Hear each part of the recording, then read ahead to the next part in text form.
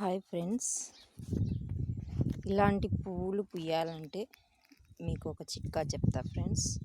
మేము పల్లెల్లో వేస్తాము, మీరు ఎలా వేసుకుంటారో మాకు తెలియదు ఫ్రెండ్స్. ఇప్పుడు మీకు చూపిస్తా ఫ్రెండ్స్. కావాల్సినవి తీసుకోవాలి ఫ్రెండ్స్. ఇది ఆవు గంజు ఫ్రెండ్స్. మేము ఆవు గంజు డబ్బాతో తీసుకొచ్చుకొని పెట్టుకున్నాం ఫ్రెండ్స్.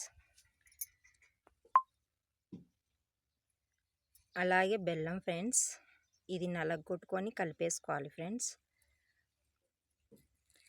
ఇది ఆవు పేడ ఫ్రెండ్స్, చూడండి. ఇవన్నీ మూడు కలిపేసుకోవాలి ఫ్రెండ్స్. ఇలాగ బాగా కలిపేసుకోవాలి ఫ్రెండ్స్, చూడండి. ఇలా బాగా కలిపేసుకోవాలి ఫ్రెండ్స్. మూడు బెల్లము, ఆవు గంజు, ఆవు పేడ ఫ్రెండ్స్, ఇవన్నీ కలిపేస్తాం ఫ్రెండ్స్ మేము. చూడండి, ఇలా ఉండలు లేకోకుండా బాగా కలిపేసుకోవాలి ఫ్రెండ్స్. చూడండి,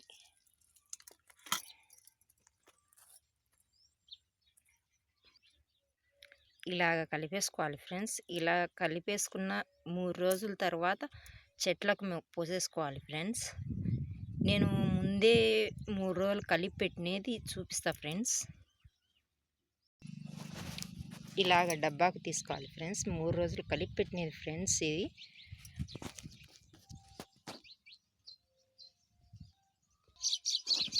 ఇలాగ పోస్తే ఫ్రెండ్స్, ఇలా చూడండి ఎంత పెద్ద పులుపు పూసాయో చూడండి ఫ్రెండ్స్. మీకు చూపిస్తాను, చూడండి. చూడండి ఫ్రెండ్స్,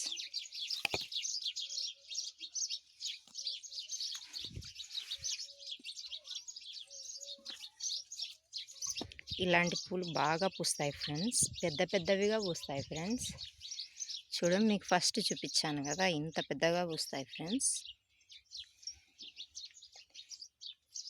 ఇలాగ కలిపి పెట్టిన డబ్బాలోంచి ఫ్రెండ్స్, ఇలా చెట్టు మొదలు కాడ ఎడంగా పోసుకోవాలి ఫ్రెండ్స్. ఇదో మీకు చూపిస్తున్నాను కదా, ఇలా ఎడంగా పోసుకోవాలి ఫ్రెండ్స్. ఇది మొక్క ఫ్రెండ్స్. ఈ మొక్కకు ఇలా దూరంగా పోసుకోవాలి ఫ్రెండ్స్. చెట్టు దగ్గరగా పోయొద్దు ఫ్రెండ్స్, చెట్టు చనిపోతుంది. చూడండి, ఇలా పోసుకోవాలి ఫ్రెండ్స్. ఒక్కొక్క చెట్టుకు ఒక్కొక్క డబ్బా సరిపోతుంది ఫ్రెండ్స్. 3 రోజులు మురిగిన తర్వాత వేసుకోవాలి ఫ్రెండ్స్. అప్పుడు చెట్లు బాగా పూలు పూస్తాయి ఫ్రెండ్స్. ఈ పూలు చూస్తే బాగున్నాయి కదా ఫ్రెండ్స్, చూడండి. ఇలాంటి పువ్వులు పూయాలంటే ఇలా చేసుకుంటే బాగా వస్తాయి ఫ్రెండ్స్. పల్లెలలో బాగా దొరుకుతాయి ఫ్రెండ్స్. ఇలాంటి వీడియోలు ఇంకా చేయాలంటే సబ్స్క్రైబ్ చేసుకోండి ఫ్రెండ్స్.